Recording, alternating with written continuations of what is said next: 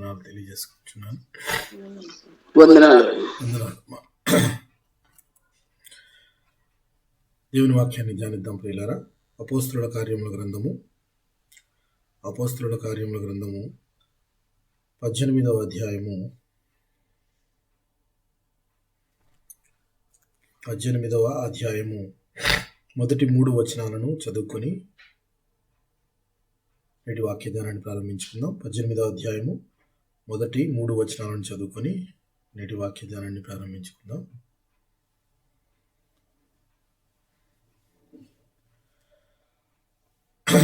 అటు తరువాత పౌలు ఏథెన్స్ నుండి బయలుదేరి కొరింథునకు వచ్చి పొంతు వంశీయుడైన అకుల అను ఒక యూదుని అతని భార్య అయిన ప్రిస్కిలను కనుగొని వారి వద్దకు వెళ్ళెను. యూదులందరూ రోమా విడిచి వెళ్ళిపోవాలనని క్లౌదియా చక్రవర్తి ఆజ్ఞాపించినందున వారు ఇటలీ నుండి కొత్తగా వచ్చిన వారి వృత్తికి డేరాలు కుట్టువారు. పౌలు అదే వృత్తి గలవాడు కనుక వారితో కాపురం ఉండెను. వారు కలిసి పని చేయుచుండిరి. చిన్న ప్రార్థన చేసుకుని వాక్యదానాన్ని కంటిన్యూ చేసుకుందాం. కృపాసత్య సంపూర్ణుడు అయిన మా ప్రియ పరలోకపు తండ్రి, పరిశుద్ధుడా, నీ పవిత్రమైన పాదాలకు వందనాలు, వేలాది స్తుతులు, స్తోత్రములు తండ్రి.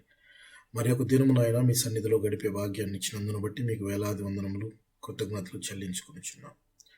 నాయన, త్వరపడి కూడి వచ్చిన విశ్వాసులను వారి కుటుంబాలను మీ కృపగలిగిన హస్తాలకు అప్పచెప్పుకొనిచున్నాం తండ్రి. నాయన, వారికి కావలసిన అవసరతలన్నీ కూడా నాయన పరలోకపు సమృద్ధిలోంచి తీర్చమని ప్రార్థించి వేడుకొనిచున్నాం. అలాగే ప్రతి గృహంలో నాయన రక్షణ, రాకపోకలు, నెమ్మదిని, శాంతిని దయచేయమని ప్రార్థించి మీ సన్నిధిలో వేడుకొనిచున్నాం. రాలేకపోయిన వారిని కూడా జ్ఞాపకం చేసుకోండి. రావాలని ఆశపడుతున్న వారిని త్వరపడి రప్పించమని ప్రార్థిస్తున్నాం తండ్రి. ఆయన ప్రకటించిపోయే వాక్యం తండ్రి, కేవలం మేమంతా వినివారంలా ఉండకుండా వినగల చెవి, గ్రహించగల మనసు, వెంబడించగలిగిన హృదయము మాకును దయచేయమని ఈ ప్రార్థన అంతా కూడా ప్రభు యేసుక్రీస్తు వారి శ్రేష్టమైన నామములో అడిగి వేడుకొనిచున్నాం తండ్రి. ఆమేన్.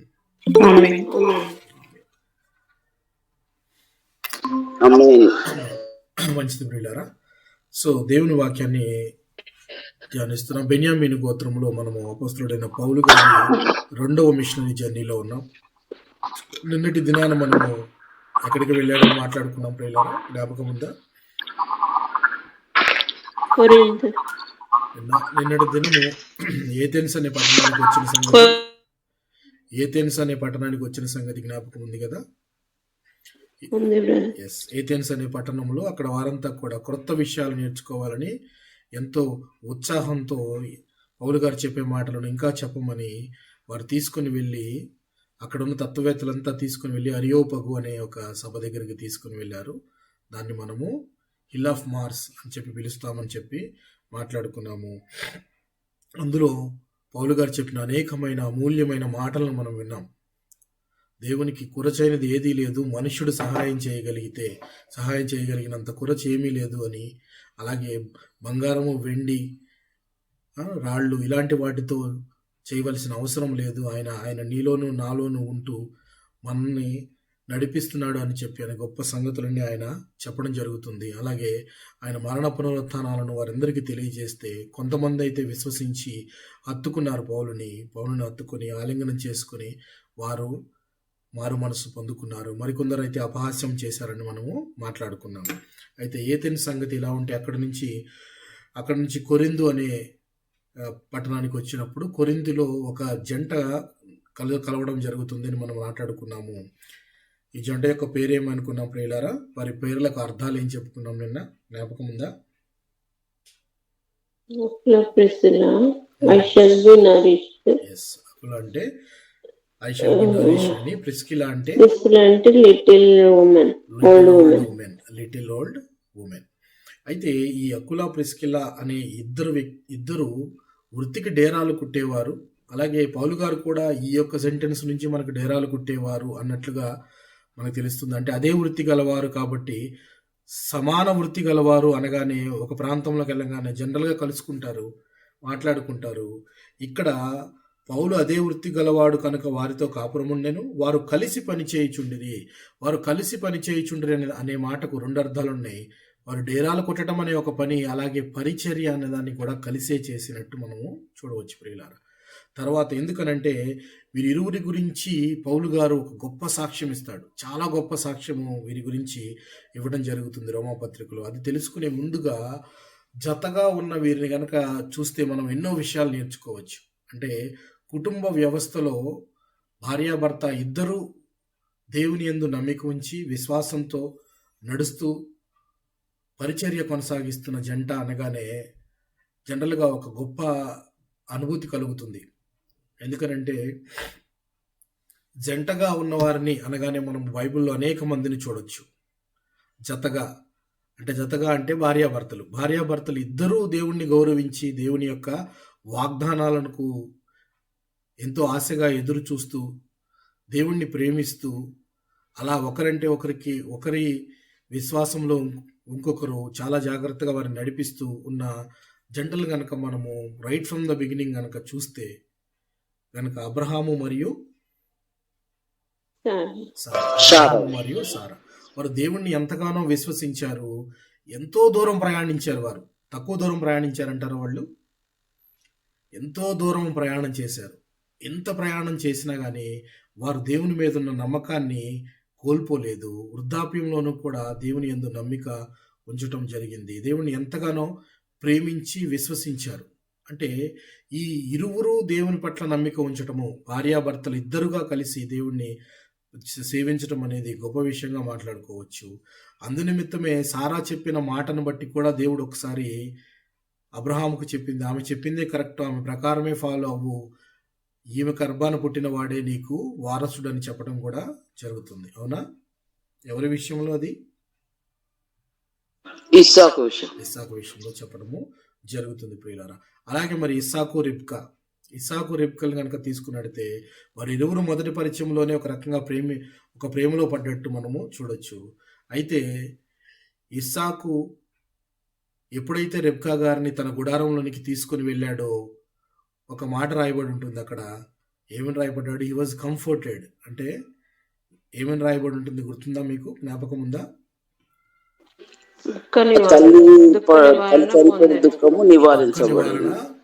దుఃఖ నివారణ పొందాడు. అంటే తన తల్లి లేదు అన్న బాధను తన భార్య ద్వారా దుఃఖ నివారణ పొందాడు అని చెప్పి చూడవచ్చు. అంటే ఆ ఇరువురు కూడా నిజంగా ఒకరి పట్ల ఒకరికి ఉన్న ఒక గొప్ప ఆదర్శ భావము, అది దేవుని పట్ల, అలాగే దేవుని కూడా వారి పట్ల ఉండేది మనము చూడవచ్చు. అలాగే మనము ఇసాకు రెబ్కాతో పాటు దావీదు అబీగైలును కూడా గమనించవచ్చు. మనం దావీదు అబీగైలు ఒక రకంగా చూస్తే వీరికి వివాహం కాకముందే అబీగైలు ఇచ్చిన సలహాను బట్టి దావీదు ఎంతగానో ఆయన మెచ్చుకుంటాడు.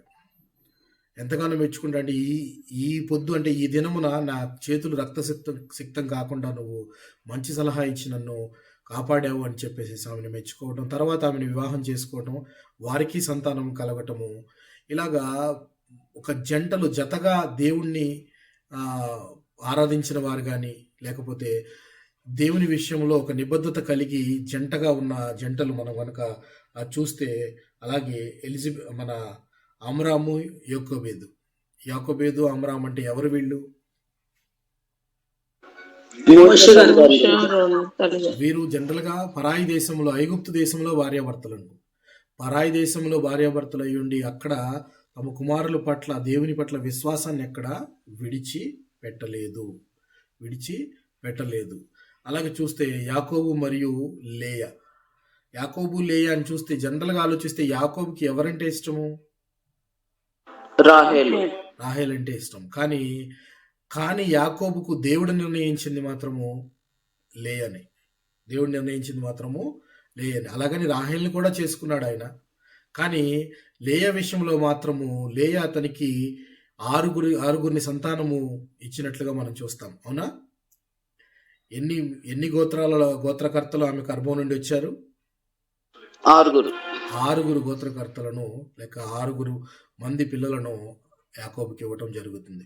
యాకోబు యాక్చువల్గా లేయ కంటే రాహేల్నే ఎక్కువ ఇష్టపడినట్టు మనము చదువుతాం. కానీ లేయ మాత్రము యాకోబుని ఇష్టపడుతూనే ఉంది. వారి ప్రేమ చివరికి ఈమె ప్రేమే గెలిచింది అని చెప్పడానికి ఒక చివరికి జరిగిన సంఘటన బట్టి మనం చెప్పొచ్చు. ఏం జరిగింది? ఈమె ప్రేమే గెలిచింది అని చెప్పడానికి ఒక సంఘటన జరుగుతుంది.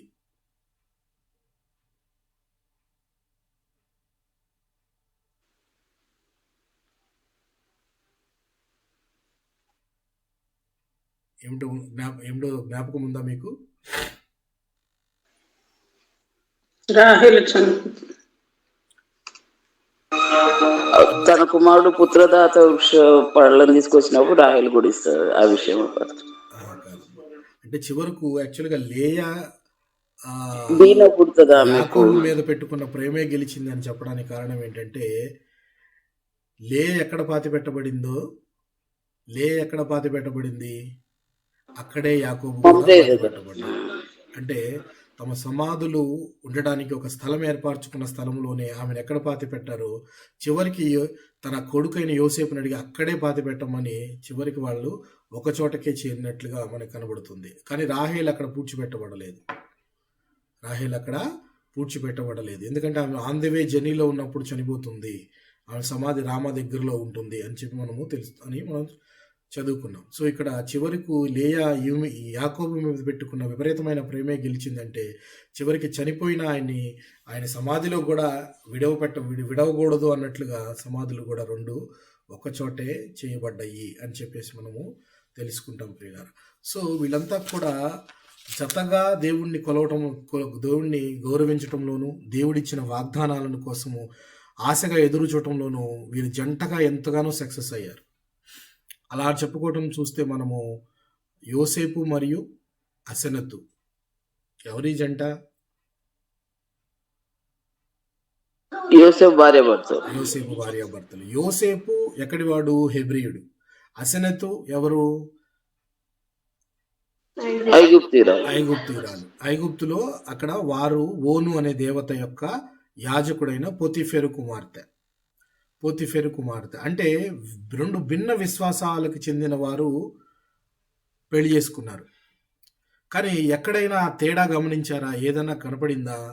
పిల్లలు పుట్టినప్పుడు యోసేపు తన పిల్లలకు పెట్టిన పేర్లను బట్టి కూడా కనుక చూస్తే ఎక్కడా కూడా వారిలో తారతమ్యాలు కానీ, లేక యోసేపుకు ఉన్న విశ్వాసంను ఎక్కడ దిగజారినట్టు కానీ ఎక్కడ మనకు కనపడలేదు. ఆ పిల్లలకి పేర్లు పెట్టుకోవడం కూడా, నేను పరాయి దేశంలో ఉన్నాను కాబట్టి దేవుడు నన్ను జ్ఞాపకం చేసుకున్నాడని, అలాగే నా తండ్రి ఇంటి వల్ల కలిగినవన్నీ కూడా నాకు కలిగినాయని మనష్షే, ఎఫ్రాయిం అని పేర్లు పెట్టడం కూడా, అది కనుక చూస్తే ఒక ఏకీభావము, ఒక సంఘీభావం అనేది, ఏక మనస్సు కలిగి భార్యాభర్తలు ఇద్దరూ కూడా దేవుని పట్ల నిబద్ధత కలిగి ఉండటము ఒక గొప్ప జంటగా వారిని మనము లెక్క వేసుకోవచ్చు. అవునా కాదా ప్రియులారా? వేయచ్చు. అలాగే మన హన్నా మరియు ఎల్కానా ఎవరు వీళ్ళు?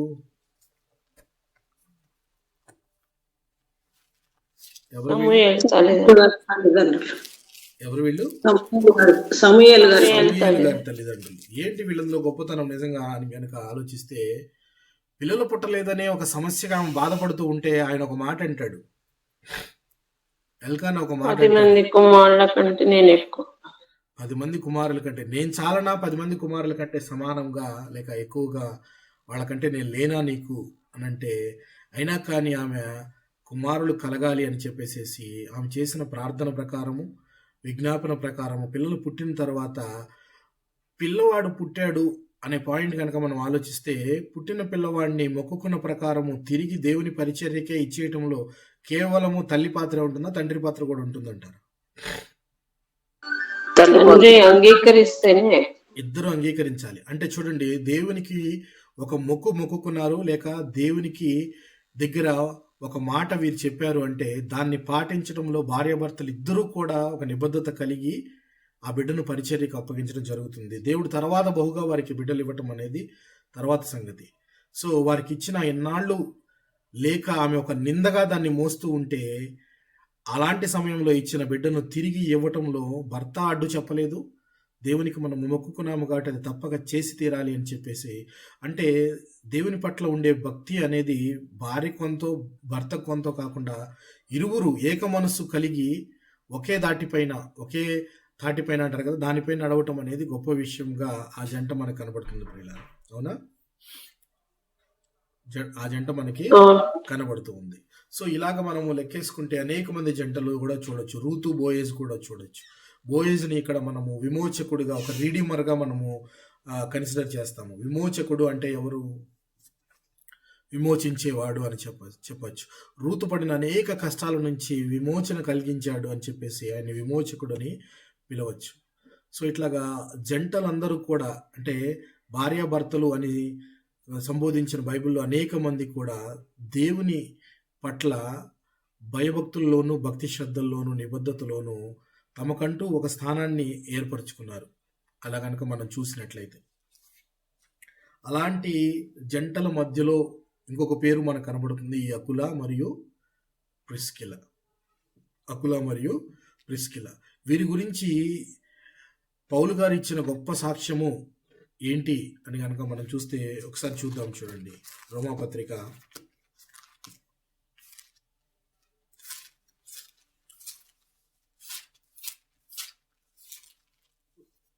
16వ అధ్యాయము 3-4 వచనాలను చూద్దాం. 16వ అధ్యాయము 3 మరియు 4 వచనాలు కనుక గమనించినట్లయితే, క్రీస్తు యేసునందు నా జత పని వారైన ప్రిస్కిల్లకును అకులకును నా వందనములు చెప్పుడి. వారు నా ప్రాణము కొరకు తమ ప్రాణములను ఇచ్చుటకైనను తెగించిరి. మరియు వారి ఇంట ఉన్న సంఘమునకును వందనములు చెప్పుడి. నేను మాత్రము కాదు, అన్యజనులలోని సంఘముల వారందరూ వీరికి కృతజ్ఞులై ఉన్నారు. చూడండి, క్రీస్తు యేసునందు ఎంత గొప్ప సాక్ష్యమో విన్నారా? క్రీస్తు యేసునందు నా జత పనివారైన ప్రిస్కిల్లాకును అకులాకును నాకు వందనములు చెప్పుడి. వారు నా ప్రాణము కొరకు తమ ప్రాణములు ఇచ్చుటకైనను తెగించిరి. చూడండి, పరిచారకుడు, దేవుని సేవకుడు అనంటే అతని ప్రాణమునకు వీరి ప్రాణము అడ్డే వేయటానికి చాలా చాలా ఈజీగా వారి యొక్క ప్రాణాలను అడ్డుపెట్టడానికి కూడా వెనకాడలేదు అంతగా పరిచర్య చేసి ఈయనను చూశారని చెప్పడానికి వారి గురించిన సాక్ష్యం ఎంత గొప్పగా చెప్తున్నాడు. చూడండి, ప్రాణము కొరకు తమ ప్రాణములు ఇచ్చుటకైనను తెగించిరి. మరియు వారి ఇంట ఉన్న సంఘమునకు వందనములు చెప్పిడి. వారి ఇంట ఉన్న సంఘం అంటే ఇంట్లోనే సంఘం, అంటే ఇంటిని ఒక సంఘముగా మలుచుకొని వారు ఇరువురు కలిసి సేవ చేస్తూ ఉన్నారు, ఈ అకుల ప్రిస్కిల్ల అనే జంట. సో ఇలాగా మనం బైబిల్ గ్రంథంలో కనుక జతగా ఉన్నవారిని కనుక చూస్తే అలాంటి జతల్లో మనకి మోషే మరియు సిప్పోరాలను కూడా చూడవచ్చు. అవునా? మోషే మరియు సిప్పోరాలను కూడా చూడవచ్చు. మోషే సిప్పోరాని కాపాడితే సిప్పోరా మోషేని కూడా కాపాడింది. ఆయన ప్రాణము పోకుండా కాపాడినట్టు చూడొచ్చు మనం. అలాగే మోషేని ఒక పని మీద దేవుడు పంపిస్తే ఎన్నో దినాల తర్వాత వాళ్ళు తిరిగి అరణ్యంలోకి వచ్చినప్పుడు వాళ్ళ మామగారు ఈ పిల్లల్ని, వారి భార్యని తీసుకొని వచ్చి మోషేకి అప్పగిస్తాడు. ఎన్ని దినాలు దేవుడి పని మీద వెళ్ళినా, ఎంత దూరం అయిపోయినా కానీ తను తిరిగి వెళ్ళి మరలా మోషే దగ్గర కలుసుకున్నట్టు మనం చదువుకుంటాం. సో వీరు దేవుని పని అన్నా, దేవుని పరిచర్య చేసేవారన్నా ఎంత జాగ్రత్త కనబరుస్తున్నారో ఈ యొక్క జంట మనం చూడవచ్చు. పౌలు గారు వృత్తికి డేరాలు కుట్టేవాడు, డేరాలు ఇంటితో పాటు కుడుతున్నారు అనుకొని ఒకటి అనుకుంటే, తర్వాత వీరిని తీసుకుని ఎఫెస్సునకు వెళ్ళాడు. పౌలు గారు వీళ్ళని తీసుకుని వెళ్ళి ఎఫెస్సునకు వెళ్ళిన తర్వాత ఎఫెస్సులో వీరు ఒక విద్వాంసుడు, అపోల్లో అనే ఒక విద్వాంసుడు వస్తాడు.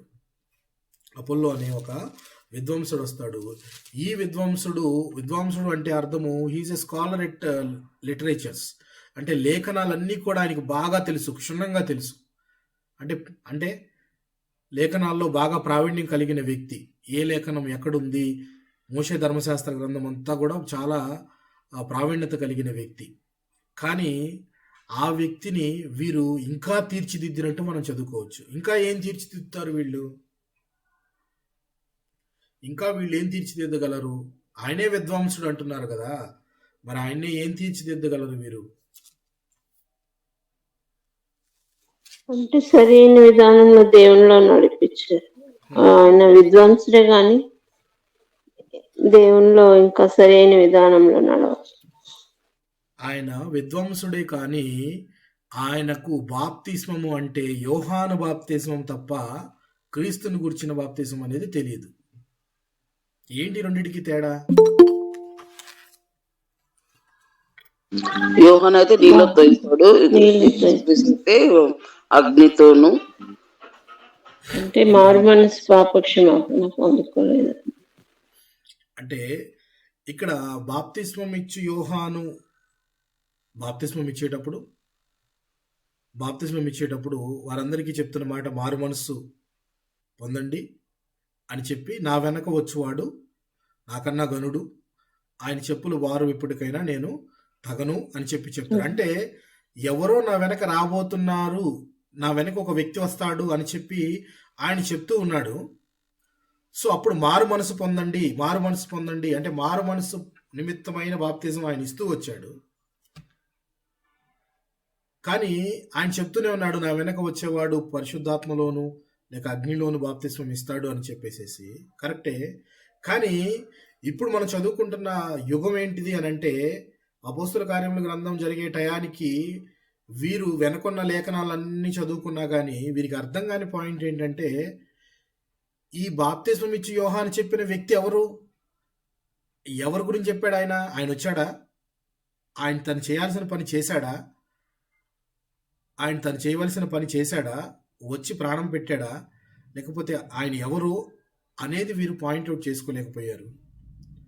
పాయింట్అవుట్ చేసుకోలేక బాప్తిస్మం ఇచ్చి యోహాను బాప్తిస్మం ఒక్కటే వారికి తెలుసు, కానీ తర్వాత పాప క్షమాపణ నిమిత్తమై క్రీస్తును విశ్వసించి బాప్తిజం తీసుకుని పరిశుద్ధాత్మ పొందటం అనే బాప్తిజం గురించి తెలియదు. కానీ ఇన్నాళ్ళు ఈ లేఖనాలన్నీ కూడా లేక ప్రవచనాలన్నీ కూడా దేన్ని సూచిస్తున్నాయి? రాబోవు క్రీస్తునే సూచిస్తున్నాయా కదా? అంతేనా? చదివిన ప్రవచనాలన్నీ కూడా ఎవరిని సూచిస్తున్నాయి? ప్రభు అయిన క్రీస్తునే సూచిస్తున్నాయి, ఆయనకే ఛాయగా కనబడుతున్నాయి. మరి ఆయనను గురించి తెలుసుకోకపోవటం అనేది కంప్లీట్గా చదువుకున్న అజ్ఞానం అని చెప్పొచ్చు. అంటే అన్ని చదువుకున్నాం కానీ అజ్ఞానం తెలియదు, అలా ఉన్నట్టుంది. సో అపోల్లో అనే విద్వాంసుడికి తెలియని విషయాలను వీరు చాలా జాగ్రత్తగా వారు ఎన్ని చెప్పటం మనము చూస్తాం. చూడండి, ఆ మాటను చదువుతాను చూడండి. అపోస్తల కార్యముల గ్రంథము 18వ అధ్యాయము 24-25 వచనాలను చూద్దాం. 26 వచనాలు కూడా, 24, 25, 26 వచనాలు కనుక గమనించినట్లయితే, అలెగ్జాంద్రియా వాడైన అపోల్లో ఒక యూదుడు ఎఫెసునకు వచ్చెను. అతడు విద్వాంసుడును లేఖనముల యందు ప్రవీణుడై ఉండెను. అతడు ప్రభు మార్గం విషయమై ఉపదేశము పొంది తన ఆత్మయందు తీవ్రపడి యోహాను బాప్తిజం మాత్రమే తెలుసుకొనిన వాడైనను యేసును గూర్చిన సంగతులు వివరముగా బోధించుచు సమాజ మందిరంలో ధైర్యముగా మాటలాడనారంభించెను. అంటే ఇందులో బాప్తిజం ఇచ్చే యోహాను ఇచ్చే బాప్తిజంలో తర్వాత క్రీస్తుని విశ్వసించి తీసుకునే బాప్తిజంలో ఒకటి మిస్ అవుతుంది. రెండిట్లో తేడా ఒకటి ఉంది. ఏంటా ప్రధానమైన తేడా?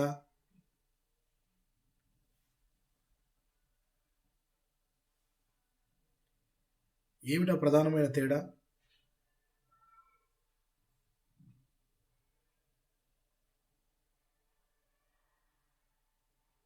అర్థమైంది పాయింట్? వింటున్నారా? మళ్ళీ చెప్పండి పాస్టర్.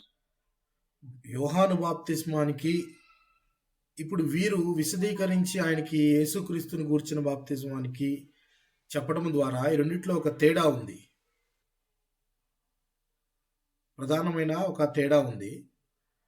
ఆ తేడా ఏంటి?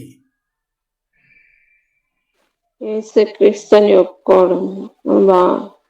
ఓకే, అది వివరించి వీరికి చెప్పారు, తెలుసుకున్నాడు. ఇప్పుడు ఈయన అపోల్లో అనే విద్వాంసుడు లేఖనాలు అన్నీ తెలుసు ఆయనకి, మోషే ధర్మశాస్త్రం గ్రంథం అంతా తెలుసు. వీళ్ళు కూర్చోబెట్టి ఏం చెప్పారు ఆయనకి? ఇదిగో పలానా మోషే ధర్మశాస్త్ర గ్రంథం అంతలో మనం చదువుకున్న వచనాలు లేఖనాలు అన్నీ కూడా మీకా గారు చెప్పింది, లేకపోతే వీళ్ళు చెప్పింది, యోవేలు చెప్పిన ప్రవచనం కానీ, మన దావీదు చెప్పిన ప్రవచనాలు కానీ, ఇవన్నీ యేసుక్రీస్తుని సూచిస్తున్నాయి. యేసే మెస్సయ్యా, ఆయనే వచ్చి తన ప్రాణం పెట్టి తిరిగి లేచాడు అని చెప్పి ఇవన్నీ వివరించారు క్లియర్గా. ఇవన్నీ మొత్తం వివరించారు. అంటే నువ్వు లేఖనాలు తెలుసు, కానీ నీకు లేఖనాల్లో ఏ మనిషిని గురించి నువ్వు ఎదురు చూస్తున్నావో, ఎవరిని గురించి అయితే మనం ఎదురు చూస్తున్నావో ఆయనే యేసే మెస్సయ్యా అని క్లియర్గా వాళ్ళు చెప్పారు. చెప్పిన తర్వాత చెప్పి బాప్తిస్మం ఇస్తే దీనికి దానికి ఉన్న తేడా. యేసుక్రీస్తు నామంలో బాప్తిసం పొందినప్పుడు పరిశుద్ధాత్మ వచ్చింది. Very good. పరిశుద్ధాత్మ అనే వరం అనేది ఇక్కడ మిస్ అవుతుంది. ఎందుకు ఆ పాయింట్ని మనం స్ట్రెస్ చేసి చెప్తున్నామంటే, తర్వాత అపోలో కొరింథులో ఉన్నప్పుడు కొంతమంది శిష్యులు వస్తారు.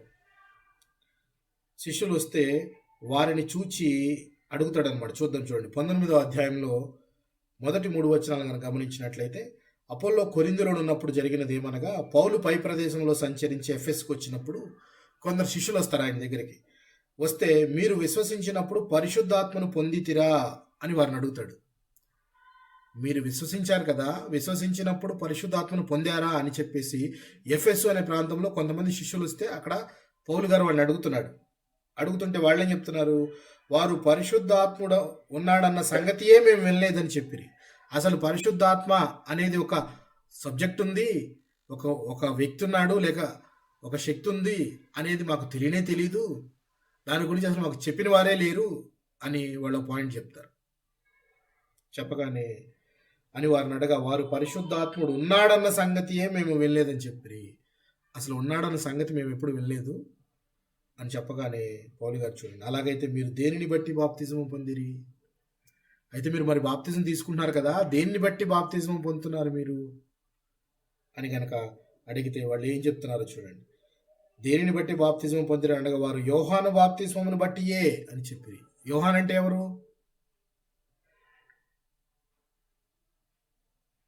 జకరియా ఎలిజబెత్ కుమార్. బాప్తిస్మం ఇచ్చే యోహాను అని పేరు పెట్టే ఆయన పేరే అలా వచ్చేసింది. సో ఆయన ఇచ్చిన బాప్తిజం తప్పితే మాకు వేరేది తెలీదు, దానిలో పరిశుద్ధాత్ముడు ఉన్నాడు అనేది మాకు తెలియలేదు. ఎందుకు వీళ్ళకి తెలియలేదో చెప్పండి. అది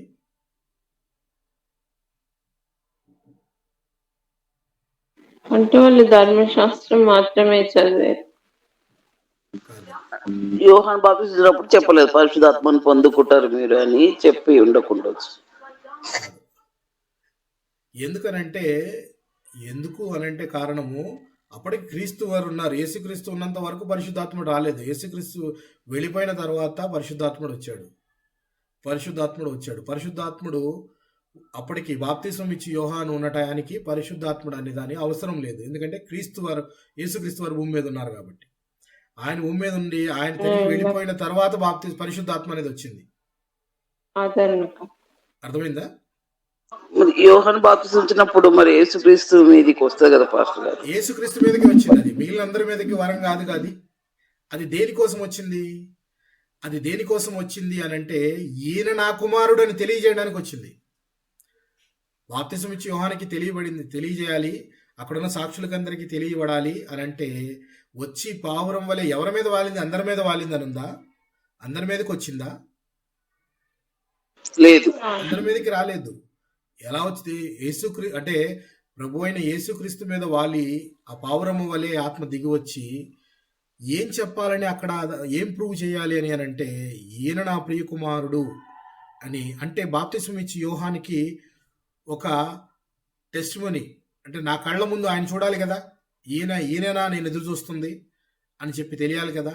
అందుకని ఒకసారి యోహాను సువార్త చూడండి.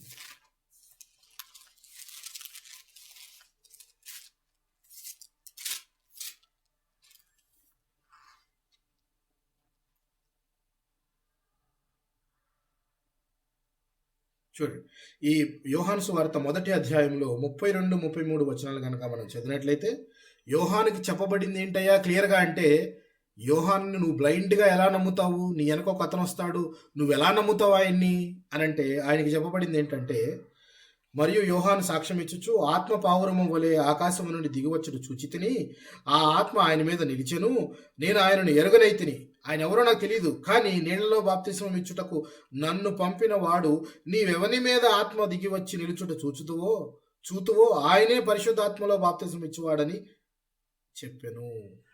నాతో చెప్పాను. ఈయనే దేవుని కుమారుడని నేను తెలుసుకొని సాక్ష్యం ఇచ్చి నేను.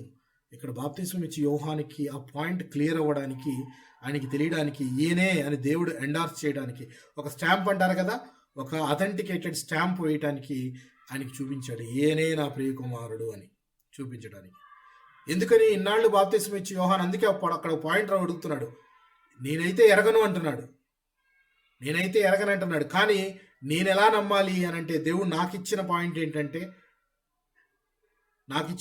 ఏంటి, క్లియర్గా ఏమని రాయబడింది, ఎవరి మీదనైతే ఆకాశం నుండి ఆత్మ పావురం వల్ల ఆకాశం నుండి దిగివచ్చి చూచితిని, ఆ ఆత్మ ఆయన మీద నిలిచెను, నేను ఆయన ఎరగనైతను గాని నీళ్లలో బాప్తిసం ఇచ్చుటకు నన్ను పంపినవాడు, నీవెవరి మీద ఆత్మ దిగివచ్చుట నిలుచుట చూచితివో ఆయనే పరిశుద్ధాత్మలో బాప్తిసం ఇచ్చేవాడు అని చెప్పేసి చెప్తాడు.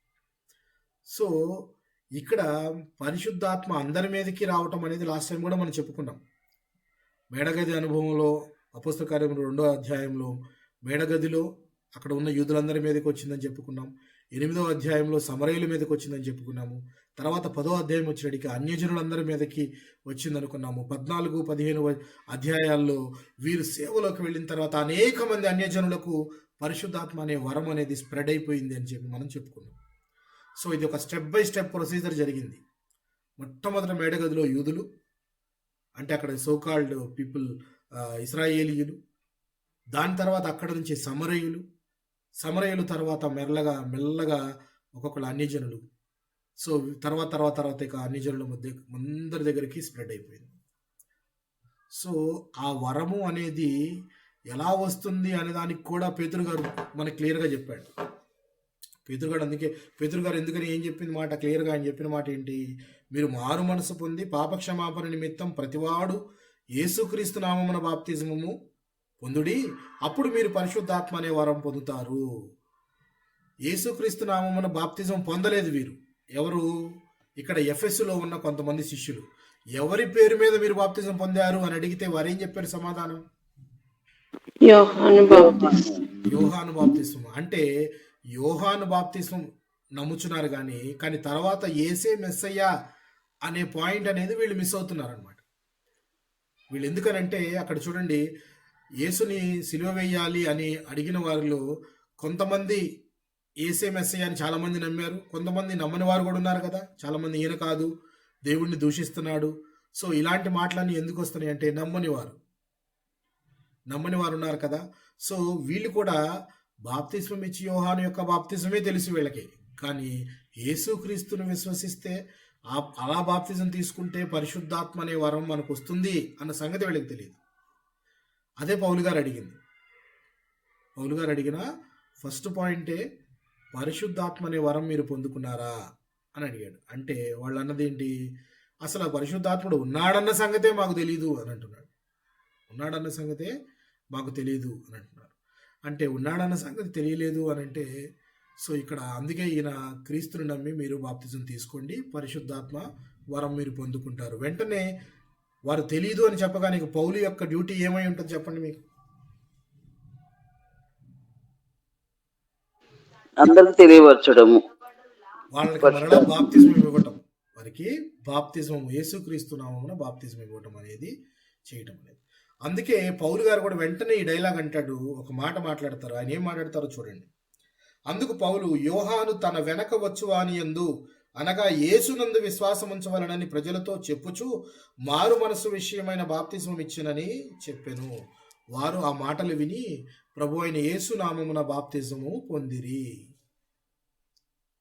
ఇప్పుడు ఎవరి పేరు మీద బాప్తిజం పొందారు వీరంతా?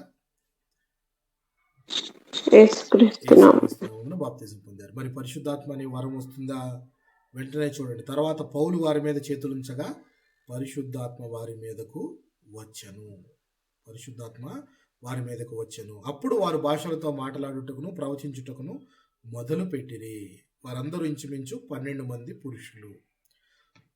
సో జనరల్గా ఎక్కడ మనము పరిశుద్ధాత్మ వరము వచ్చినా దిగి వస్తుంది అని చూసిన ప్రతి చోట మనకి వారి భాషలతో మాట్లాడటం అనేది ఒక రెగ్యులర్ ఇదైపోయింది. ఎందుకంటే అప్పటికున్న ఒక సూచనగా ఏంటంటే వారు అన్ని భాషలలో మాట్లాడటం అనేది జరుగుతుంది. సో కానీ ఈ రోజుల్లో కూడా అది ఉంది అని చూపించాలని చాలామంది ప్రయత్నిస్తూ ఉంటారు. ఎందుకనంటే అది ఆ అవసరం ఇప్పుడు లేదు. ఒకప్పుడు ఏంటంటే ఇప్పుడు భాషలన్నీ కూడా తర్జుమాలు అయిపోయినాయి. ప్రతి భాషలోనూ మాట్లాడగలిగిన భాషలు ఉన్నారు. ఏ భాషకు సంబంధించిన భాషలో ఆ భాషలో మాట్లాడతారు. అన్ని ప్రదేశాలు వీళ్ళు వీరు పౌలు గారు కానీ బర్నబా కానీ వీరంతా అన్య ప్రదేశాల్లో వెళ్ళి సేవ చేయాలి, లేక కొంతమంది వెళ్ళి వాళ్ళ భాష వీళ్ళకి రాదు అని కనుక అనుకుంటే అప్పుడు సహాయపడడానికి ఆ లాంగ్వేజ్ ఉపయోగపడేది. అరే వీళ్ళు మన భాషలో చెప్తున్నారే అని చెప్పి వెంటనే వాళ్ళకి అవగతమయ్యేది. కానీ తర్వాత కాలంలో గాస్పెల్ ఎంత స్ప్రెడ్ అయిపోయింది అని అంటే ప్రతి భాషలోనూ ఆల్మోస్ట్ ఈచ్ అండ్ ఎవ్రీ లాంగ్వేజ్లో బైబిల్ వచ్చేసింది. సో అందులో చూసి ప్రతివారు వాక్యాన్ని చదివి అర్థం చేసుకోగలుగుతున్నారు. ప్రతివారు ఇక యేసుక్రీస్తు నామమున బాప్తిజం పొందిన ప్రతివారికి పరిశుద్ధాత్మ అనే వరము దొరుకుతుంది అనేది ప్రతివారికి అర్థమైపోయిన విషయం అన్నమాట. సో ఇక్కడ పౌలు గారు వాళ్ళతో చెప్తున్న మాట ఏంటంటే, షేర్ ఒక డౌట్ అడగచ్చు. చెప్పండి మేడం, చెప్పండి సిస్టర్. ఏం లేదండి. భాషలు అవిశ్వాసులకే అని చెప్పారు కదా పౌలు గారు. కానీ కృపావరాల్లో భాషలు కూడా ఉంది కదా. ఉంది ఉపవరాల్లో భాషలు కూడా ఉన్నాయి. అప్పట్లో చెప్పాను కదా, భాషలు మాట్లాడడానికి కూడా ఒక అర్థం ఉంది. ఆయన మళ్ళీ చెప్తున్నాడు దాన్ని. అలాగే సంఘానికి రాసిన లెటర్స్లో ఆయన రాస్తాడు, భాషలో మాట్లాడిన వారు అట్ ద సేమ్ టైం దానికి అర్థం కూడా చెప్పగలిగేటట్టు ఉండాలి. అర్థం చెప్పలేకపోయినప్పుడు ఎవరైనా ట్రాన్స్లేట్ చేసే వాళ్ళైనా ఉంటే అప్పుడు మాట్లాడాలి. అవసరం లేదు. అదిగాక అంటే కొంతమంది మరీ వాదిస్తారు, అస్సలు అలా మాట్లాడే వాళ్ళు అసలు దేవుళ్ళో ఉన్నట్టు కాదు అని. అంటే ఒకటి అందుకని ఆ డౌట్ అడిగా. సిస్టర్, ఇప్పుడు ఎలా ఉంటుందంటే మాట్లాడటం అనేది ఇప్పుడు మాట్లాడే వ్యక్తి కన్నా తెలిసి ఉండాలి కదా. నేను ఫర్ ఎగ్జాంపుల్ ఏదైనా మాట్లాడుతున్నాను, ఇప్పుడు ఏదైనా ఇంగ్లీషో సాంస్క్రిట్లోనో ఏదో ఒకటి చెప్పాను, దాని అర్థం నాకైనా తెలిసి ఉండాలి. తర్వాత నేను మీకు విశదీకరించి చెప్పాలి. ఫర్ ఎగ్జాంపుల్ ఒక లైన్ చెప్పాను, ఆ లైన్ని దీనికి అర్థం ఇది అని నేను చెప్పగలిగేటట్టు ఉండాలి. సో అలాగా ఇప్పుడు మనము అపోస్తుల కార్యముల గ్రంథంలో 2వ అధ్యాయంలో మేడగదిలో జరిగినప్పుడు అక్కడ ఎందుకు అన్ని భాషలతో మాట్లాడాల్సి వచ్చింది అనే దానికి కూడా ఒక క్లారిటీ ఉంటుంది. అక్కడ జాగ్రత్తగా మనం గమనించినట్లయితే 2వ అధ్యాయంలో వారంతా అన్య భాషలు ఎందుకు మాట్లాడారంటే అక్కడ కూడుకున్న వారంతా కూడా యూదులైనప్పటికీ రకరకాల ప్రాంతాల్లో సెటిల్ అయిన యూదులు. వీళ్ళు రకరకాల ప్రాంతాల్లో అంటే ప్రాంతం మారిపోయినప్పటికీ భాష కూడా మారిపోతుంది, వారి ఆచారాలు మారిపోతాయి, వారు ఏం మాట్లాడుతున్నారో అర్థం కాదు, వాళ్ళు ఏ ప్రాంతాల నుంచి వచ్చారో కూడా మనం చూడండి. అపోస్తుల కార్యముల గ్రంథము 2వ అధ్యాయంలో 8వ వచనము చూడొచ్చు. మనలో ప్రతివాడు తాను పుట్టిన దేశ భాషతో వీరు మాట్లాడుట మనం వినుచున్నామే. ఇదేమి పార్తీయులు, మాదీయులు, ఎలామీయులు, మెసపతోమియులు, యోదయ, కప్పదోకియా, పొంతు, ఆసియా, ఫ్రుగియా, పంపులియా, ఐగుప్తు అను దేశముల ఎందువారు, కురేనే దగ్గర లిబియా ప్రాంతంలో వందు కాపురం ఉన్నవారు, రోమా నుండి పరవాసులుగా వచ్చిన వారు, యూదా మత ప్రవిష్టులు, క్రేతీయులు, అరబీయులు మొదలైన మనమందరమును వీరు మన భాషలతో దేవుని గొప్ప కార్యములను వివరించుట వినుచున్నామని చెప్పుకొనిరి. ఇప్పుడు చూడండి ఎంత క్లారిటీగా వాళ్ళు, ఓహో మనకు తెలుగు తెలుసు కాబట్టి వాక్యం చెప్పే అతను తెలుగులో చెప్పగానే మనకి వెంటనే టచ్ అవుతుంది, హార్ట్ టచ్ అవుతుంది. అవునా కాదా? అదే సాంస్క్రిట్లో చెప్తున్నాడు, లేదంటే ఫర్ ఎగ్జాంపుల్ తమిళంలో చెప్తున్నాడు, అది మనకు అర్థమవుతుందా? అఫ్ కోర్స్ మనకు ఆ లాంగ్వేజ్ తెలిస్తే, తెలియకపోతే మనకు అది అర్థం కాదు. కానీ సువార్త అనేది ముందు అర్థం అవ్వాలి. అర్థమైతే కానీ మన హృదయంలోకి చేరుతుంది. చేరి మన అర్థం కానిది ఎన్నిసార్లు చెప్పినా ఉపయోగం ఏముంది? సో ఆదిమ కాలంలో భాషలు మాట్లాడడానికి ఆ పరిస్థితులు అలా అనుకూలించినాయి, వారికి అలా జరిగింది. తర్వాత అనతి కాలంలో, ఇప్పుడు వచ్చిన కాలంలో ఆల్మోస్ట్ అన్ని భాషల్లోనూ గ్రంథాలు వచ్చేసినాయి. ప్రతివారు దాన్ని తర్జుమా చేసి మాట్లాడుకోగలుగుతున్నారు. అలాగని అది వరం కాదు అని కాదు, ఆ రోజులను బట్టి అప్పుడు అదొక కృపావరంలోనే యాడ్ అయ్యి ఉంది. కానీ అట్ ద సేమ్ టైం అలా ఉండి ఈ రోజున కూడా చాలామంది దాన్ని రాంగ్గా ఎన్కాష్ చేసుకున్నారంటే ఎవరో నాకు వచ్చు భాషలు అన్నట్లు టకటక 4 మాటలు రబరబరబా భాష రబరబా అని ఏదో 4 మాటలు మాట్లాడేసి నాతో దేవుడు మాట్లాడాడు అనగానే దిస్ ఈజ్ నథింగ్ బట్ ఒక మాస్ హిస్టీరియా అంటారు. అంటే they have been suffering from mass hysteria. నలుగురిని చూడగానే అదొక రకమైన బాడీలో ఒక వైబ్రేషన్ కలిగి మేము దేవుడు నాతో మాట్లాడుతున్నాడు అని చెప్పి ఏదో నలుగురిని ఇది చేయటము, ఇలా కొన్ని ప్రాక్టీసెస్ జరుగుతున్నాయి. చాలా వరకు ఇలాంటి ప్రాక్టీసెస్ జరుగుతున్నాయి. అది అంటిల్ అన్లెస్ ఆ వచ్చిన వ్యక్తి రివీల్ చేస్తే తప్పితే nobody can say that if he's acting or is pretending to act like that అన్నట్టు. అది నిజంగా నాకు నిజంగా ఏం కలిగింది అనుభవము అనేది నువ్వు చెప్పగలగాలి. అవునా కాదండి? అంతేనంటారా కాదంటారా? అవును పాస్టర్. ఇప్పుడు బాప్తిజం తీసుకుంటానని ఒక వ్యక్తి మీకు చెప్పాడు, తీసుకుంటానన్నాడు, సంఘం ముందు బాప్తిజం తీసుకున్నాడు, కానీ తన అంతరంగం ముందు మనిషి మారలేదనుకోండి, అది ఎవరు జవాబుదారి దానికి? తనే కదా, తనేనా కాదా? అతడే కొంతవరకు పాస్టర్ గారు బాధ్యత అంటే నాకు తెలిసి, అంటే నాకు బాప్తిజం ఇవ్వండి అనగానే పాస్టర్ గారు ముందు చెప్పవలసిన మాట ఇవన్నీ ఆయనకి వివరించాలి, అన్నీ వివరించాలి. ఒక 10 రోజులు ఆయన ప్రవర్తన చూడాలి, సంఘానికి వస్తున్నాడా లేదా, సంఘ క్రమాలను పాటిస్తున్నాడా లేదా, ఇవన్నీ చూసుకొని ఇస్తారు. అవన్నీ చూడకుండా ఇస్తే పోనీ కొంతవరకు ఈయన తప్పు అనుకుందాము, కానీ అసలు బాప్తిస్మము అనేది, దేవుణ్ణి విశ్వసించడము అనేది ప్యూర్గా పర్సనల్, అంటే నీకు దేవునికి మధ్య ఉన్న ఒక నిబంధన తప్పితే, అగ్రిమెంట్ తప్పితే వేరొకళ్ళు ఎవరో చెప్పారనో, వేరొకళ్ళు ఎవరో చేయమన్నారనో. ఈ రోజున చాలామంది మన మీద చాలామంది వేస్తున్న అలిగేషన్స్ ఏంటంటే డబ్బు ఆశ చూపించి ప్రలోభ పెట్టి మతాన్ని మారుస్తున్నారు అని చెప్తున్నారు. చిన్నపిల్లలాంటి మార్చడానికి, చిన్నపిల్లలాంటి మీరు చెప్పి యేసుని నమ్ముకోండి అనగా నమ్మేస్తారా? ఎవరో దారిని పోతున్నాడండి ఒక వ్యక్తి, అతన్ని పిలిచి మీరు యేసుని నమ్ముకోండి అని అంటే నమ్మేస్తున్నారా? లేదు, నమ్మను. మార్చడానికి మనం వాళ్ళు చిన్నపిల్లలు కాదండి, వాళ్ళు చిన్నపిల్లలు కాదు. మనము మార్గాన్ని చూపిస్తున్నాం, ఆ మార్గంలో వెళ్ళాలా వద్దా అనేది వారు డిసైడ్ చేసుకుంటారు. అది ప్యూర్గా వారి పర్సనల్. నేను ఒక వ్యక్తి నేను మారానండి, వెంటనే మారుతానని తీసుకొని బాప్తిజంలో ఉన్నాడు, కానీ తను చేసే ప్రాక్టీసెస్ తను చేస్తూనే ఉన్నాడు, రెగ్యులర్గా విగ్రహారాధన చేస్తూనే ఉన్నాడు. దానికి అప్పుడు ఎవరు తప్పు పడతారు? దాన్ని అప్పుడు ఎవరు సమాధానం చెప్పాలి దేవుడికి? సేవకుడు. ఎవరి పాపానికి బాధ్యుడు వాడే, క్లియర్గా. ఎందుకంటే మార్గం మనం చూపించాం, మార్గంలో నడవలసిన బాధ్యత అతనిది. అది ప్యూర్గా అతని మీద ఆధారపడి ఉంటుంది. నడవాలా వద్దా, నడవటంలో క్రమంగా నడవాలా, లేక ఒక్కోసారి విశ్వాసంలో జారిపోవాలా, వెళ్ళాలా ముందుకి అన్నది కూడా అతని మీద డిపెండ్ అయ్యి ఉంటుంది. సో క్లియర్గా ఇందులో బాప్తిజం అనేది కానీ, దేవుని పట్ల విశ్వాసం అనేది కానీ, మనకి లేక ఒక పర్సన్కి దేవునికి మధ్య ఉన్న కంప్లీట్ పర్సనల్ రిలేషన్. ఆ రిలేషన్ ఎప్పుడు మీరు హెల్దీగా ఉంచుకుంటే మరి ఒకరు చెప్పాల్సిన అవసరం ఉండదు, మరి కూడా చేయాల్సిన అవసరం ఉండదు. సో ఇక్కడ ఉన్న శిష్యులకు కూడా, వీళ్ళందరికీ పౌలు గారు చెప్పింది ఏంటంటే, బాప్తిస్మం ఇచ్చి యోహాను నా వెనక ఒక అతను వస్తాడని మీకు చెప్పలేదా? ఆ మాట అన్నాడు చూడండి. ఆ మాట ఒకసారి చూద్దాము, ఆ మాట చదువుకుందాం. అపోస్తలుల కార్యముల గ్రంథము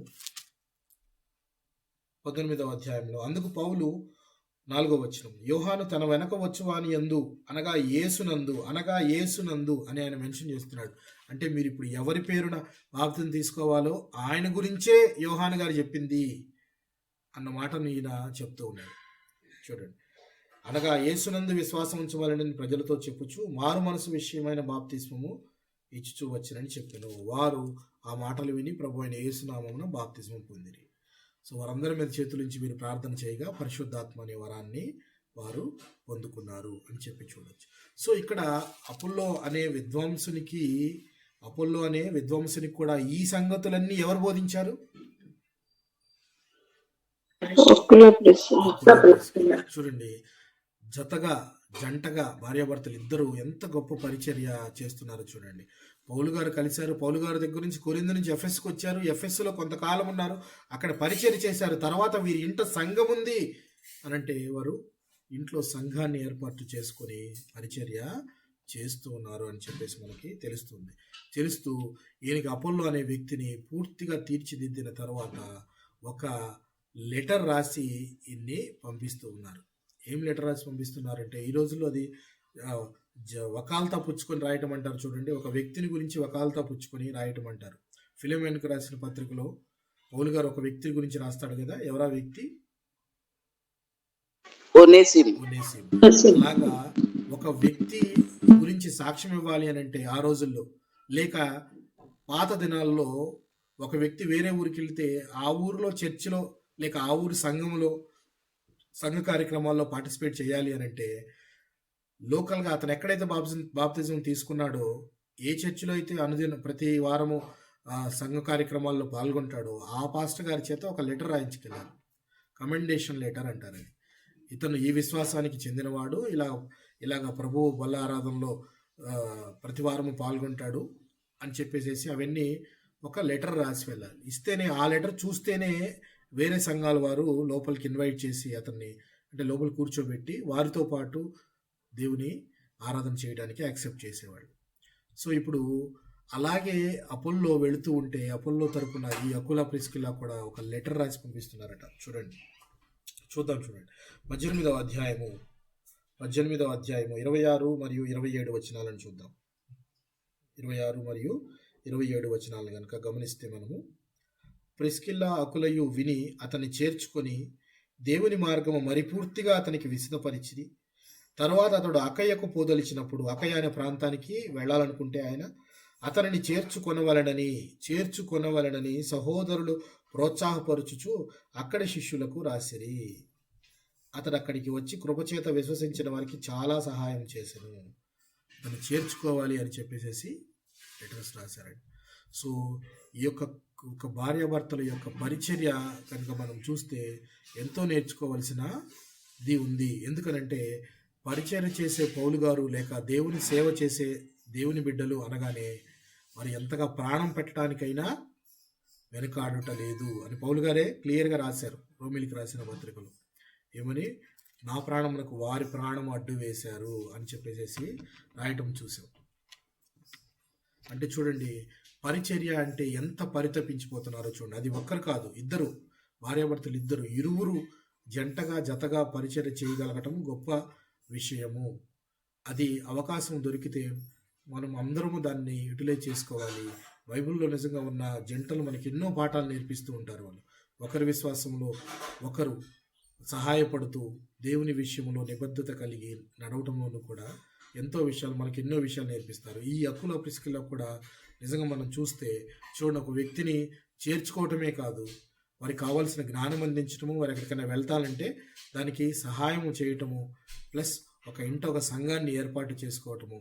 పౌలు గారు ఆ మాట రాశారు అని అంటే అర్థము, ప్రాణం పెట్టారు అని అంటే అర్థము ఇంకా ఎన్ని సంఘటనలు జరిగి ఉండొచ్చు. సంఘటనలు జరిగి ఉండకపోతే ఆ మాట రాసి ఉంటారా? ఆయన ప్రాణానికి ప్రాణం అడ్డేశారంటే ఏం చేసి ఉండొచ్చు?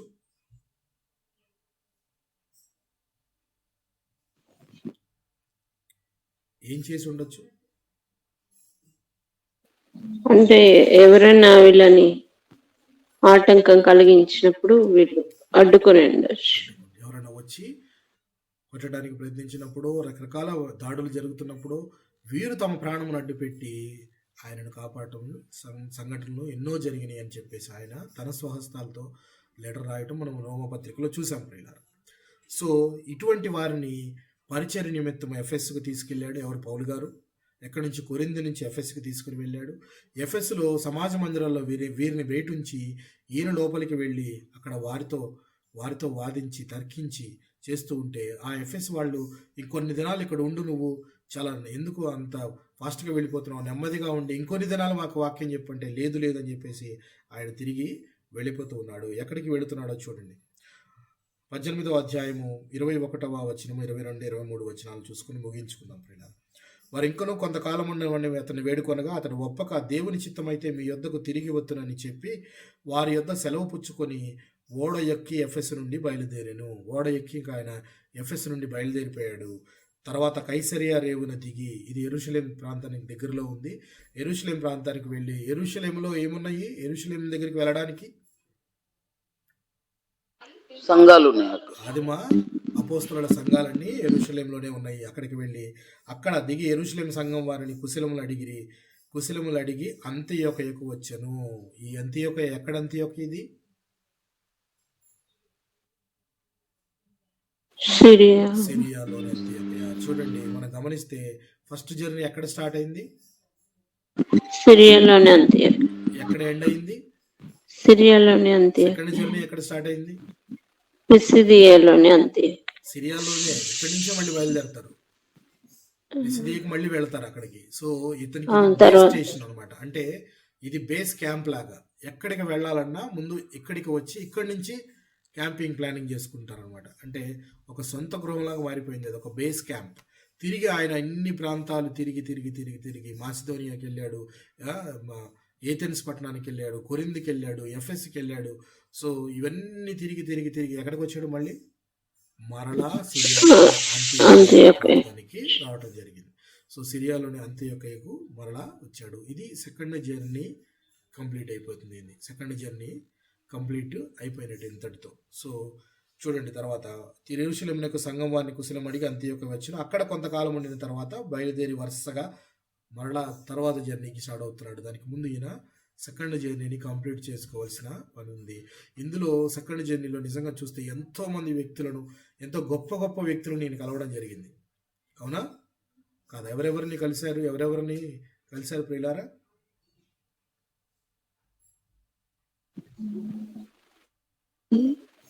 తిమోతిని, వెరీ గుడ్. తిమోతి, తర్వాత లూదియా, మరి నెక్స్ట్ అదే ప్రిజనర్ జైలు అధికారి, వాళ్ళ కుటుంబం రక్షణ పొందడానికి. Very good. అలాగే మధ్యలో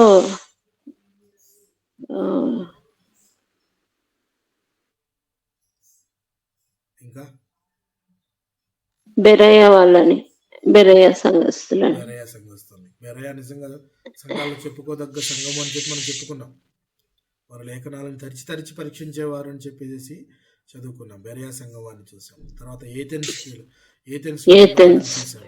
ఏథెన్స్ లో దమరి అనే ఒక స్త్రీ, అలాగే దియోనూసియో అనేవారు పౌలుని హత్తుకొని మరి విశ్వసించారని చెప్పి చదువుకున్నాం. తర్వాత అకులా ప్రిస్కిలా అనే ఈ ఇద్దరు దంపతుల్ని చూసాం మనం. నిజంగా దంపతులు ఇద్దరు కలిసి పరిచయం చేసే గొప్ప దంపతుల్ని మనం చూసాం. వారి నుంచి ఎంతైనా కానీ మనము నేర్చుకోవాలి అని చెప్పేసి అక్కడి నుంచి వారిని కూడా పరిచయలో తిప్పుతూ ఆయన చివరికి అంత్యోకయకు చేరుకున్నాడు. సో పౌలు గారి ప్రయాణం, రెండవ ప్రయాణము ఇంతటితో ముగిసిన ప్రియులారా. దేవుడి ఈ కొద్ది మాటలను మన వెనికిడిలో దీవించి ఆశీర్వదించును గాక. ఆమేన్. వచ్చిన మీ అందరికీ కూడా నా హృదయపూర్వక వందనాలు తెలియజేసుకుంటున్నాను.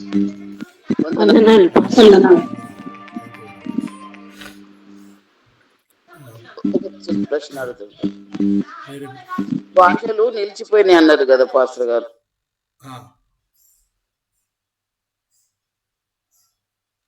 మరి ఇప్పుడు చాలా మంది పాస్టర్స్ మాట్లాడుతున్నారు కదా, కొంతమంది అంటే దైవజనులు కూడా, సువార్థికులు కూడా కరి ఊరి ఏదో అదే అనుకుంటా మాట్లాడుతున్నారు కదా పాస్టర్ గారు. అది నిజమేనా? మరి అదేనమ్మా, నిలిచిపోయిందని చెప్పలేదు. అది అప్పుడు అవసరం ఉంది, ఇప్పుడు అవసరం లేదు. కానీ వీరు చెప్తున్నారంటే అది వారి అంతరాత్మకే తెలియాలి. అది వారి అంతరాత్మకి తెలిసి వారు చెప్పిన దానికి పోని తర్వాత నేను ఇది మాట్లాడాను అని ఒక అర్థమన్నా చెప్పాలి. ఇది మాట్లాడాను అనేది వాళ్ళు స్పెల్ అవుట్ చేయాలి. కాసేపు నేను మాట్లాడతాను, ఒక పాస్టర్ ఆయన మాట్లాడతారు, అర్థం చెప్పమంటే ఏదో ఒకటి చెప్పేస్తాడు పాస్టర్ గారు. మీకు అర్థం కాదు, నేనేం చేయాలా, ఇదే కరెక్ట్ అని అంటాడు ఆయన. మరి కరెక్ట్. అదే నేను ఇందాక మీకు చెప్పాలని ప్రయత్నించింది కూడా. ఎందుకంటే బాప్తిజం తీసుకుంటానని ఒక వ్యక్తి చెప్పి తీసుకొని కళ్ళ ముందు తన ప్రాక్టీస్ తను చేసుకుంటూ, లేదా తన విగ్రహారాధన తను చేసుకుంటూ ఉంటే అది ఎవరు దానికి సమాధానం చెప్పాలి? ఇప్పుడు మీరు ఒక వ్యక్తి అన్నారు, నేనేదో అన్నాను, షబరబరబ వరబరబ బరబర అన్నాను, దానికి అర్థము ఏసేమెస్ఐ అని నేను చెప్పాను అని అంటాను. అది ఎవరు కరెక్ట్ చేస్తారు దాన్ని? అది ఏ లాంగ్వేజ్? అది నేను ఫస్ట్ ఆ లాంగ్వేజ్ చెప్పాలి. ఆ లాంగ్వేజ్తో మీకు అసలు సంబంధం ఉందా? నేను ఏ అరబ్బీయోనో చెప్తాను, కరెక్టే, ఆ అరబ్బీలో ఈ పదానికి అర్థం ఇది, హెబ్రీలో ఈ పదానికి అర్థం ఇది అని చెప్పి మీకు చెప్పి నేను చెప్పగలగాలి. నేను చెప్పలేదు అని అంటే అది నాకే క్లియర్గా తెలుసను, అది వాళ్ళ అంతరాత్మకే వదిలేయాలి. మనం ఆన్సరబుల్ కూడా వాళ్ళ దేవునికి అదనమాట. అందుకని నేను ఆ మాట చెప్పింది, వాళ్ళు చెప్తే తప్ప మనకు తెలియదు అది. సో వాళ్ళు గొప్పతనంగా చెప్పుకోవాలి అని అంటే వారు నేను చెప్పేది కరెక్టే అంటారు. నాకు గొప్పతనం అవసరం లేదు, రియలిస్టిక్గా ఉంటాను నేను అని, నాకు అవసరం లేదనుకునే వాళ్ళు లేదండి అని చెప్తారు. పెంతెకొస్తు వాళ్ళు అవి ఉంటేనే విశ్వాసులు అంటారు. అవును సిస్టర్, కొన్ని విశ్వాసాల్లో ఉన్నాయి, పెంతెకొస్తున్నాయి. అలా కొన్ని సంఘాల్లో పెద్దల కేకలు వేస్తూ ఉంటారు, అరుస్తూ ఉంటారు, ఇవన్నీ ఉంటాయి. సో వాళ్ళు మాట్లాడితేనే, భాషతో మాట్లాడితేనే కరెక్ట్ అన్నట్టు అంటారు. ఒక ఫ్రెండ్ ఇన్వైట్ చేస్తే వెళ్ళాను పాస్టర్ గారు, నన్ను వింతా చూస్తున్నారు మనసులోనే చేసుకుంటుంటే, వాళ్ళు ఏదేదో మాట్లాడారు. అదే ఆ అవసరం పౌలు గారికి వచ్చిందంటారా? రాలేదు. ఎంత గొప్ప సేవ చేసిన పౌలు గారు ఎప్పుడన్నా భాషలతో మాట్లాడాడు అయినా అని చెప్పి రాయబడింది అక్కడ. పోనీ లూకాలో రాస్తారుగా అపోస్తుల కార్యాలకు, పోనీ ఆయన రాయకపోయినా లెటర్స్ అన్ని పౌలు గారు రాసినా పోనీ లూకా గారైనా రాస్తారుగా ఇలాగా భాషలో మాట్లాడడానికి ప్రయత్నించండి అని ఉంటది కదా పాస్టర్ గారు. మరి ఎలా ప్రయత్నిస్తాము మరి పోనీ చెప్పండి. పౌలు గారు అన్నారు కదా భాషలో మాట్లాడడానికి మాట్లాడటము అనేది అదొక వరంలో ఒకటి అని చెప్పారు. ప్రయత్నించండి అని కాదు, అందులో ఉన్న వరాలలో ఒకటి, అది కాదని కాదు, కానీ అది చెప్పిన వాడు దానికి అర్థం చెప్పాలి అనే ఒక కండిషన్ కూడా చెప్తున్నాడు ఆయన. క్లియర్గా ఆ వాక్యాలు మీరు ఒకసారి చదవండి, నేను మీకు పంపిస్తాను. అది ఒకసారి క్లియర్గా చదివితే అర్థమవుతుంది. ఆ భాషలో మాట్లాడేవారు ఎవరైనా ఉంటే దానికి వారే అర్థం చెప్పాలి, లేకపోతే ఒక ట్రాన్స్లేటర్ కింద ఉండి అర్థం చెప్పేవారు ఉంటేనే మాట్లాడాలి అని చెప్పి కూడా ఉంటుంది. ఆ వచనాలు మీకు పంపిస్తాను. ఇప్పుడు పాస్టర్ మీరంటే నాకు ఇష్టం అనుకోండి, మీరు మాట్లాడుతుంటే నేను అది నేర్చేసుకుంటాను, నాకు రాకుండా నేను నేర్చేసుకొని అట్లా నేను అనేస్తాను, నన్ను చూసి ఇంకో అట్లా స్ప్రెడ్ అయిపోతుంది కదా పాస్టర్ గారు. మరి అది కరెక్టేనా? అభిమానముతో కాదు, వాక్యం అనేది ఏంటంటే ఇప్పుడు బెరయ సంఘం ఎందుకు మనం చెప్పుకున్నాము, అది నిజమేనా కాదా అని వాక్యంలో చూడాలి. మనం వాక్యంలో నిజంగా చూడాలి. ఏంటి ఇది నిజమా కాదా అనేది మనం తరిచి వాక్యం ద్వారానే చూసుకోవాలి. నేను ఇప్పుడు మిమ్మల్ని పౌలు ఎప్పుడైనా భాషల్లో మాట్లాడాడా అని ఎందుకు అడిగాను? పోనీ ఇంతమంది మీదకి పరిశుద్ధాత్మ దిగొచ్చి దేవుడు మాట్లాడుతుంది, పౌలుతో మాట్లాడలేదా? పోనీ పౌలుకు అవసరం రాలేదా? పోనీ మిగిలిన వారంటే కొంతమంది మాట్లాడారంటే నేను చెప్పాను అప్పుడు ఆదిమ కాలంలో అప్పుడు పరిశుద్ధాత్మ దిగొచ్చినప్పుడు వారు భాషలను మాట్లాడటం అనేది ఒక సూచన. అది రావడం దాన్ని చూసి మిగిలిన వారు అర్థం చేసుకొని ఓహో వీరి మీదకి పరిశుద్ధాత్మ వచ్చింది, ప్రవచించడం జరుగుతుంది అని చెప్పేసి పోస్ట్ చేశారు. 1 కొరింథీయులకు రాసిన పత్రిక 12వ అధ్యాయము 30వ వచనం ఒకసారి చదువుదాం. అది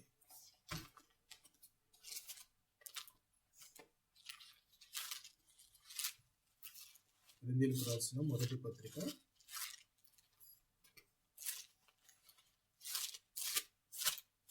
12వ అధ్యాయము 30వ వచనం.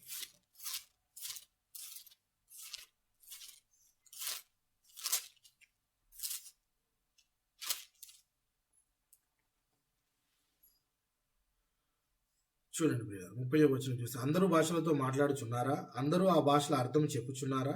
కృపావరములో శ్రేష్టమైన వాటిని ఆసక్తితో అపేక్షించుడి. ఇదియుగాక సర్వోన్నతమైన మార్గమును మీకు చూపుచున్నాను.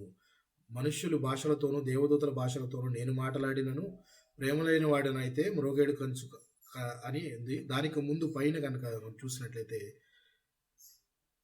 పిమ్మట కొందరిని బోధకులుగాను అటుపిమ్మట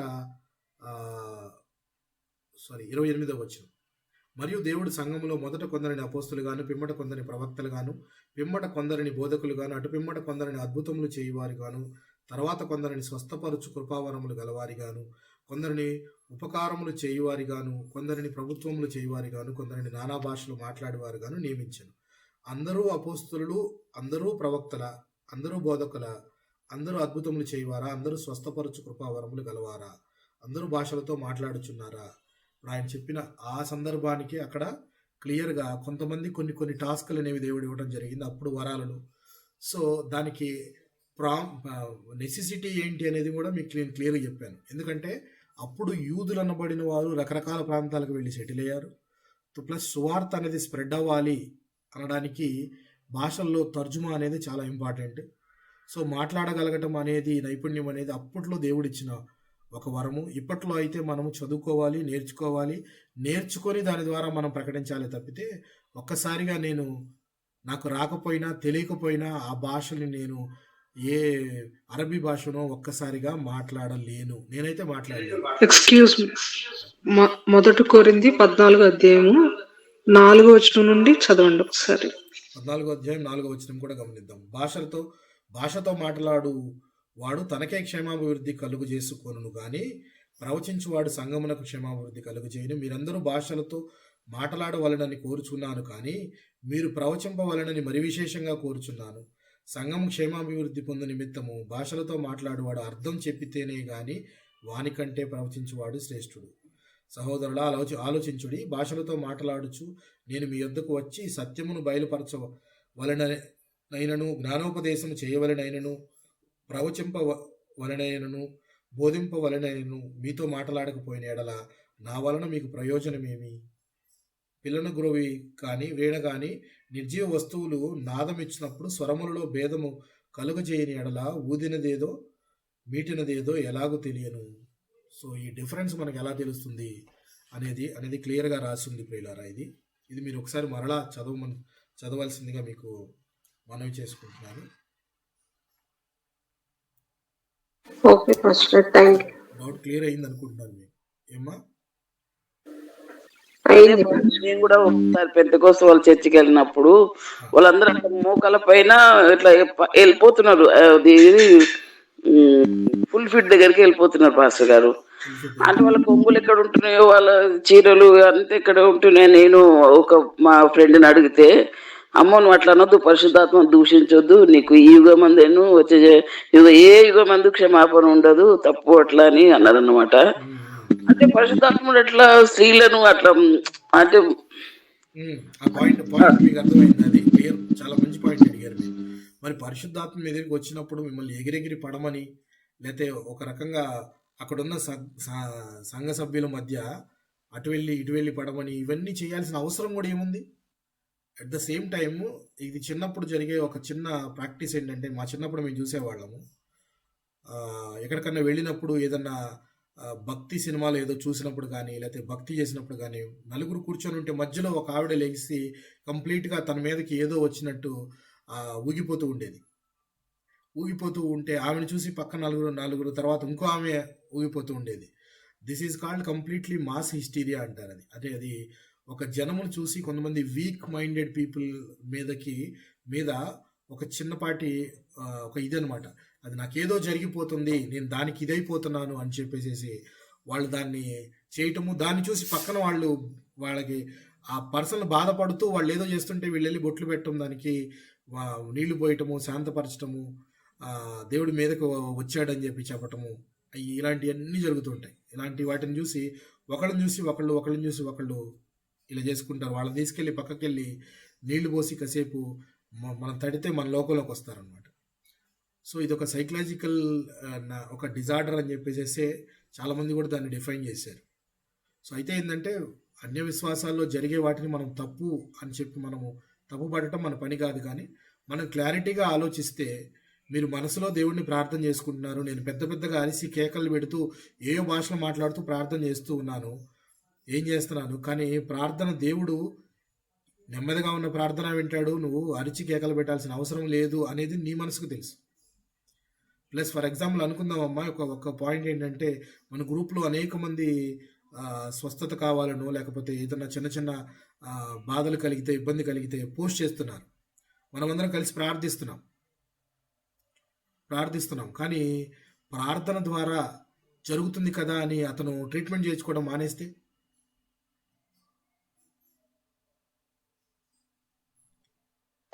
తనకే నష్టం కదా.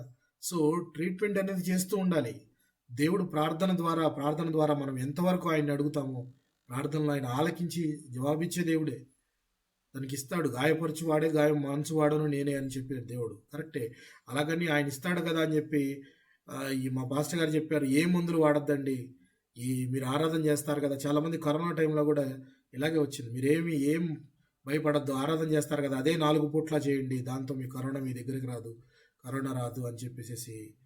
కరోనా అనేది మనము జనరల్గా వెళ్తే మనుషులకి మధ్య ఉన్న ఒక అంటువ్యాధిలాగా వచ్చేది. అది దాన్ని ఎవరు అవాయిడ్ చేయలేరు. దానికి మనం దాక్కొని ఉండాలి. కానీ అంటే ఎవరికి కలవకుండా జాగ్రత్తగా ఉండాలి. కానీ మనము ఈ ఆరాధన చేసే రొట్టె తీసుకోవటం వల్ల అది రాదు అని చెప్పటము, ఇలాంటివన్నీ ఏంటంటే ఒక రకంగా ఆ మనిషి ఘనత పొందాలి అని చెప్పుకునేవి అని నేను ఫీల్ అవుతున్నాను క్లియర్గా. అవును పాస్టర్, మేము కూడా ఏకీభవిస్తున్నాను. తన ప్రాచుర్యం కోసము, తన ఘనత కోసం అట్లా చేస్తుంటారు. మనం ప్రార్థన చేసినా కానీ మన ప్రార్థన వల్ల స్వస్థత కలిగిందని మనం చెప్పడానికి లేదు. ఎందుకంటే ప్రార్థన మనం చేయటం మన పని, స్వస్థత చేసేది దేవుడు, ఘనత దేవుడికి వెళ్ళాలి. సో ఆయన స్వస్థపరిచాడని మనం చెప్పుకోవాలి. కానీ మన ప్రార్థన గొప్పతనమో నా గొప్పతనమో కాదు. అదే మనం తెలుసుకునే జ్ఞానం. దేవుడు మన కోసం పెట్టింది ఏంటంటే ఈ జ్ఞానం అంటే మనం వెతుకుతూ వెళ్తేనే అర్థమవుతుంటుంది. వీళ్ళు ఎంత వెతికినా కానీ ఏంటంటే పాత పద్ధతులు అలా ఫాలో అవుతూనే ఉంటారు. వాటిని మనం ఈ రోజున ఒక్క రోజున గబక్కన తప్పు అని పెట్టి చూపించామంటే అది పెద్ద ఒక ఇష్యూ లాగా తయారవుతుంది. సో అందుకని అలాంటి వాటిని మనం ఎప్పుడు కూడా మాట్లాడము వాటి గురించి. సో ఆ సమయం వచ్చినప్పుడు మనం వాక్యం ద్వారా